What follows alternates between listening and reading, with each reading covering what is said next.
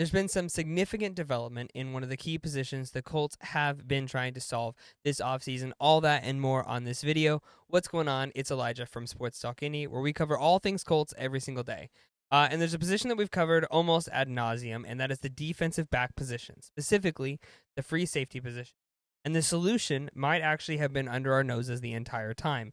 Now, I'm not saying I wouldn't have preferred to sign Justin Simmons, Quandre Diggs, bring in a veteran cornerback or defensive back. But I am saying I think that we have our solution for the season, and it kind of reared its head up in the finale against, or in the preseason game against the Arizona Cardinals. And the solution seems pretty simple now that we say it, and that is Nick Cross played an absolute stellar game at strong safety against the Arizona Cardinals, while Julian Blackman has been taking a majority of the reps at strong safety, but has been slowly starting to move over to the free safety position. Now, what does that mean? That means that Julian Blackman would be returning to the position that he's most comfortable, or that he was with for the majority of his career so far. He switched to the strong safety last year and had a career year. He did great. Not to say that he wasn't great before, but he just had a really good year. In fact, his PFF grade went from a 60 to a 68 overall, which is actually a pretty significant jump if you look at the metrics of that. But you look at Nick Cross and what Nick Cross has been able to do. Nick Cross is entering into his third season. He's only 23 years old, not even 23 years. Yeah, he will be 23 by the beginning of the season. Julian Blackman is entering into his fifth season, was born in 1998. And you look at Nick Cross and what he's been able to do. And honestly, it's not been incredible yet, but we've also had such a small sample size. Nick Cross hasn't had a lot of time on the field yet, and yet what we're seeing out of him, and what you've seen from him back in his days at Maryland, the Colts traded back into the third round to lose a third round pick in the next year's draft, which was last year's draft, but they traded back into the third round specifically for this guy. And you look at his highlights, and you look, and man, it's reminiscent of a guy like Bob Sanders, of Troy Polamalu, these hard-hitting safeties. I mean, Nick Cross's highlights, he had some good pass deflections, he had some good coverage, but a majority of his tape is all about his hard-hitting ability. I mean, the dude, he hits like a truck. And when you switch him over from free safety, which is going to be more of the fading deep position, to a strong safety, which is going to be more of the pursuit, we saw this shift. The PFF grade for him for the game against the Cardinals, he was rated at a 71.5 at strong safety. Third year, Nick Cross has endured a lot of criticism through 2024. This is the report from Indianapolis Colts on SI, the Stampede Blue. Through 2024, but arguably one of the top defenders for Indianapolis through two preseason contests against Arizona. He was a man on fire. Now, this is where I want to get into. It's interesting. Cross played 23 snaps and gathered 5 tackles, 1 for loss, and a 65.7 coverage grade. Colts appear as if they're going with Cross to start, opposite of Julian Blackman for their safety duo for 2024. Now, that part itself isn't new. We'd figured that the answer was going to be Nick Cross at free safety, Julian Blackman stays at strong safety. But now, again, there's been quite a bit of shift over the past couple days of flipping Nick Cross to strong safety and to be more of a pursuit guy, to be able to handle more of those upfront tackles and be able to do what he was doing, because his coverage grade is fine. 65.7 is actually a pretty decent coverage grade. But what he excels at, what he does really, really well at, is his ability to tackle. His pursuit grade is unbelievable. And he's been that way since the beginning of his career, since his time at Maryland. His pursuit and tackling has been off the charts. I mean, he can make a big man look really small. Julian Blackman excels. He does really well in coverage. Obviously, he does well in tackling as well. But ultimately, would you rather have Julian Blackman have another career year and Nick Cross really struggle?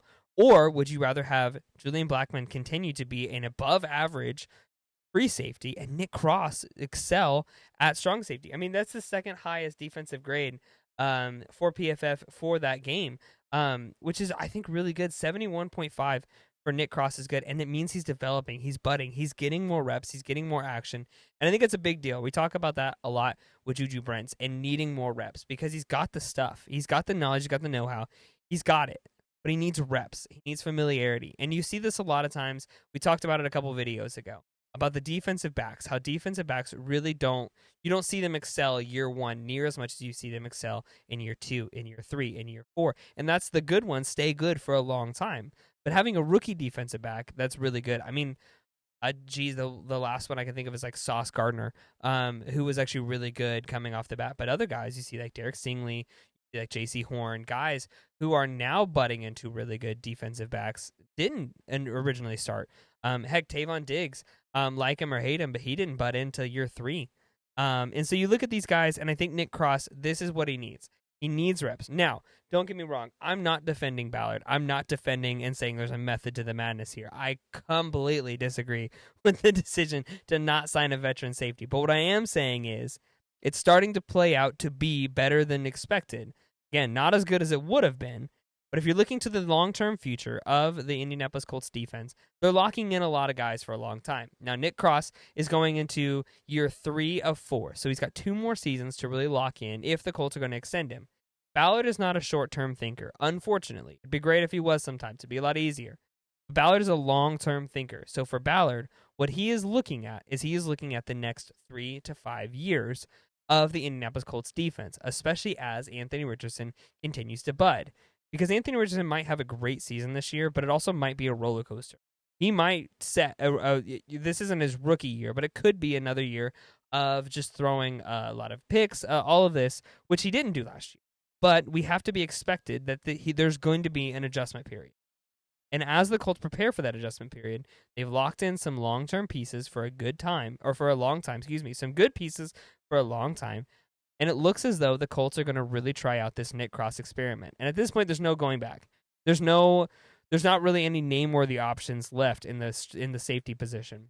But while we're on the topic of these PFF grades, it's important to know a couple of other guys that had a really good grade. The first overall defender rated by PFF was Derek Rivers, who also saw 23 snaps on Saturday and made the most of his opportunities. Rivers grabbed 3 tackles, 2 solo, and a PFF grade of 70-point pass rush. Given the recent Achilles injury, there might be a need for more depth in the defensive end than ever. We'll see if Rivers can parlay this performance into the preseason finale and a potential roster spot. I like this a lot. I like Derek Rivers. I think he was a good signing for the Indianapolis Colts. Isaiah Land and Derek Rivers. Isaiah Land, obviously the linebacker who was cut by the Dallas Cowboys, and then Derek. I like these guys a lot. But there's a couple other people of note. Austin Ajayk, linebacker, he was 3rd. Eric Johnson was 2nd, and then Isaiah Land was 5th overall. Had a decent game for a depth defense. Isaiah Land looked like a possible lock for the Cardinals. After 28 snaps, Land had 3 tackles, 2 loss, and a sack. I love that a lot. I think Land has proven that he should definitely get an opportunity. And then there's a couple other people that I want to talk about. Laquan Treadwell, who is the former 2016 first-round selection.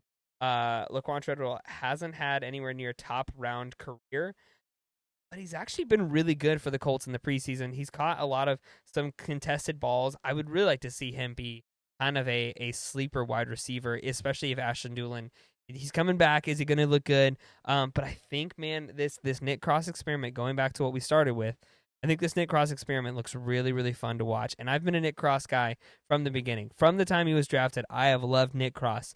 We'll see if it works out. I really think it could. He didn't have a good summer, but he's had a great preseason.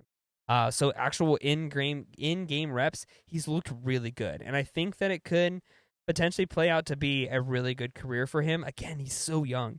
Colts drafted him when he was 20 years old. And now he is only 23 years old, going into his 3rd NFL season. First, really, as the lock at starter at a safety position. And this is really what you want to see. This is where you put it all on the table and say it's up to you. And I think Nick Cross has got it.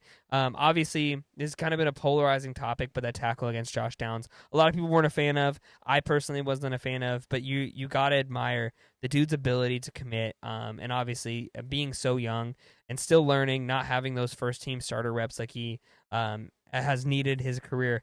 I think it's going to be an interesting experiment, and I like to see how it plays out. Be sure to like and subscribe. Be sure to follow along for all things Colts every single day as we get into the preseason finale tomorrow night against the Bengals. And we'll see you on the next one.